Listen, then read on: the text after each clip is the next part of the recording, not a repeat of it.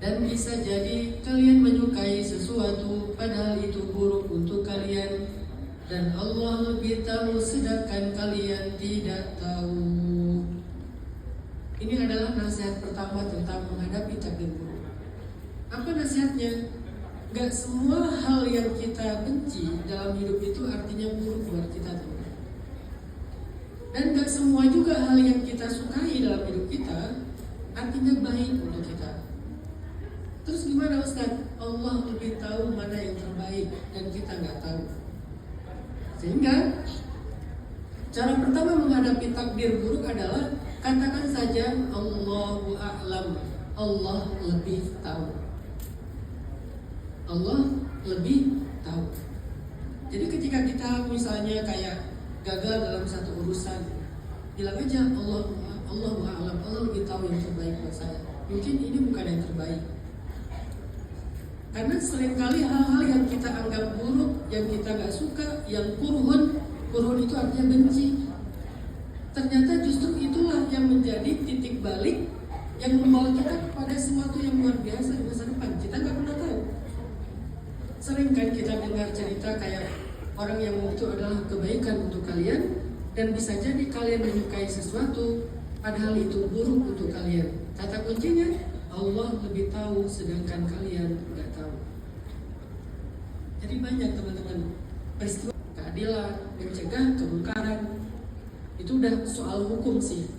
Tapi yang jadi masalah kadang rumah tangga nggak se-ekstrem itu masalahnya. Cuman beda taste, cekcok biasa. Semua rumah tangga pernah cekcok. Cuman kayak standarnya beda gitu. Tapi akhirnya standar beda, selera berbeda, pandangan berbeda, cara komunikasi yang berbeda, jadi terakumulasi lama-lama jadi kayak bom waktu. Karena nggak ada yang mau berdamai dengan kekurangan masing-masing. Kan kita tidak menikahi malaikat, pasti dia punya kekurangan. Mungkin kekurangannya dalam masalah finansial, mungkin kekurangan dalam masalah fisik. Kalau kita bandingkan sama yang lain, mungkin kekurangannya dalam masalah cara komunikasi. Justru mungkin itulah yang terbaik buat kita. Kalau kita dapat orang yang terlalu perhatian, malah lebih beresiko buat kita gitu. Dia terlalu perhatian dengan banyak orang. Yang cuek ini justru kayak lebih aman, bisa mungkin aja kayak gitu. Atau dengan alasan-alasan yang lain. Yang jelas kata Allah, bisa jadi kamu membenci mereka, padahal Allah menjadikan pada diri mereka kebaikan yang sangat banyak. Ini salah satu contoh ayat di mana seringkali pilihan Allah itu bikin kita gak nyaman. Kok yang dipilihkan kerjaannya ini? Kok yang dipilihkan pasangannya ini? Kok yang dipilihkan keadaannya seperti ini?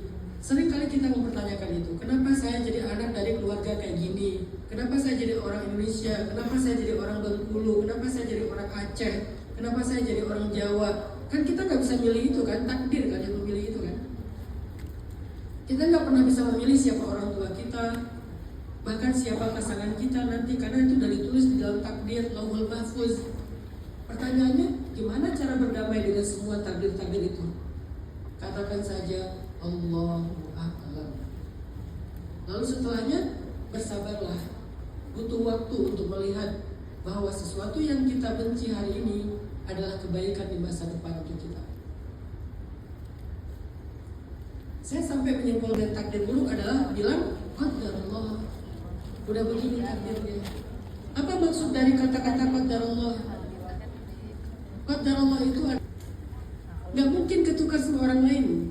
Gimana pun dia lagi dekat sama orang lain, gimana pun dia diidolakan 1000 orang, 1.000.000 orang, kalau dia jodoh kamu, tetap jadinya sama kamu.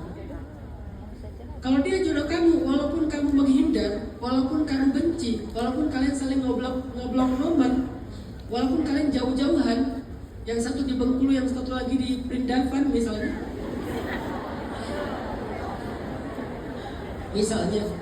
kalau dia jodoh kamu, jadi gimana pun kamu menghindar, itu namanya qadarullah.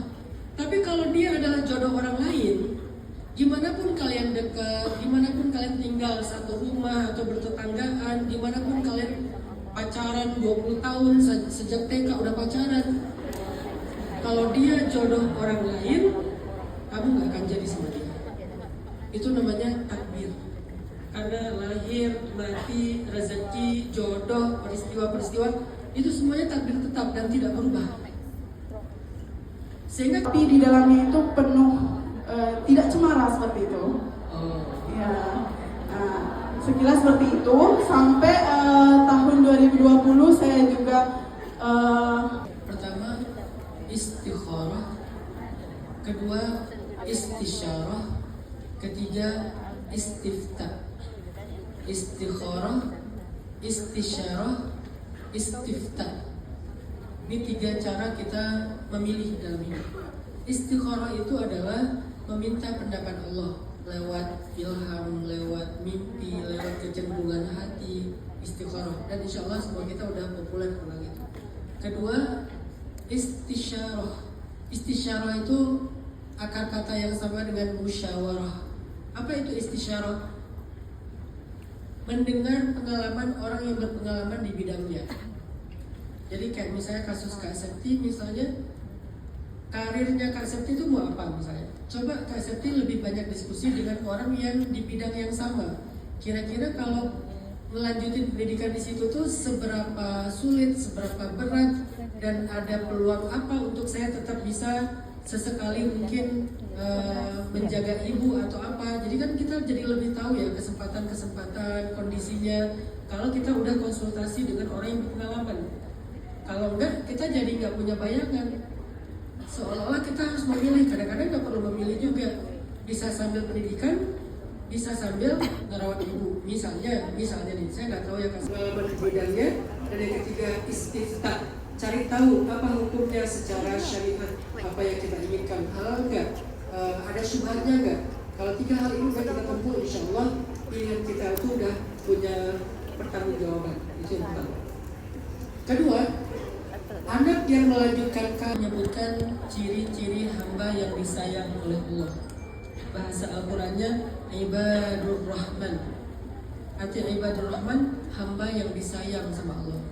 Jadi kalau kita pengen disayang sama Allah, jadi kesayangan Allah, kita coba belajar memiliki ciri-ciri ini. Insya Allah kita jadi kesayangan Allah. Namanya kesayangan ya, kayak anak kesayangan, gimana perlakuan orang tua pada kita, murid kesayangan gitu kan. Jadi kalau udah kesayangan pasti diperlakukan kayak gitu.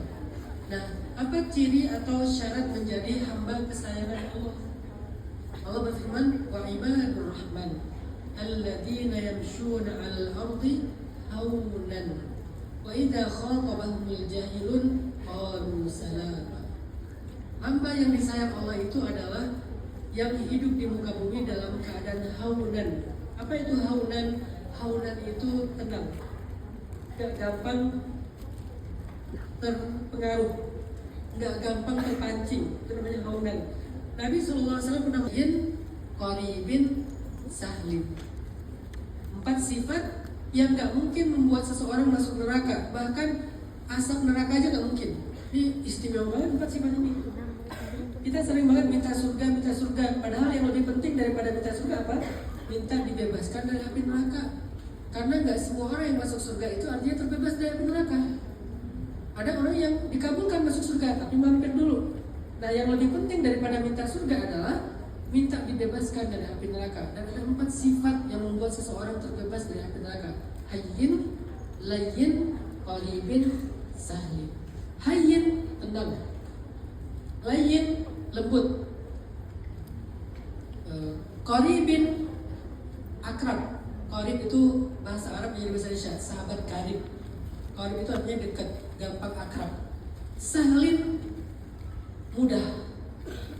Tenang, lembut, akrab, mudah.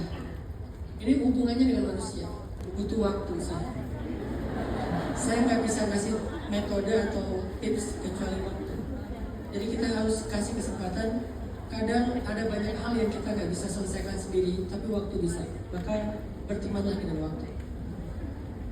Ada banyak hal dalam hidup kita yang kita nggak mampu menyelesaikannya sendiri, tapi waktu bisa. Maka kasih dia kesempatan. Biar waktu yang menyelesaikan. Jadi jangan sampai kita kayak terburu-buru pengen move on, terburu-buru pengen bangkit. Ya udahlah, kita fokus dengan hidup kita. Tapi kalau itu belum bisa lupa, ya udah nanti suatu saat akan lupa sendiri sambil belajar. upgrade diri, insya Allah bisa seperti itu. Terus yang terakhir, mungkin siapa yang paling besar di hatimu, maka dialah yang paling menentukan bahagia dan sedih kamu. Kalau yang paling besar di hati kita adalah manusia, kayak mantan atau ya siapapun lah itu ya, maka bahagia dan terusiknya hati kita tergantung dia. Kalau yang paling besar di hati kita itu Allah, maka masalah-masalah dengan manusia, apakah itu masalah hubungan, masalah pekerjaan, itu tuh jadi masalah kecil. Karena yang besarnya Allah. Tapi kalau yang besarnya manusia, kita tinggalin sholat, kita nggak subuh, itu jadi masalah kecil karena Allah di hati kita kecil. Yang besar adalah masalah dengan manusia. Pertanyaannya sekarang, siapa yang paling besar di hatimu? Allahu Akbar atau manusia yang akbar?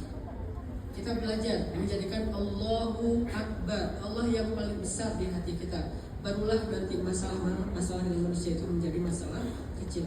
Menyelesaikan masalah kecil itu gampang. Yang susah itu menyelesaikan masalah besar. Pertanyaannya, mana yang kecil, mana yang besar, tergantung siapa di hati kita. Allahu Akbar. Masya Allah. Dia biarkan ku jatuh cinta, lalu dia pergi seenaknya, dihantui ragu tapi tak peduli.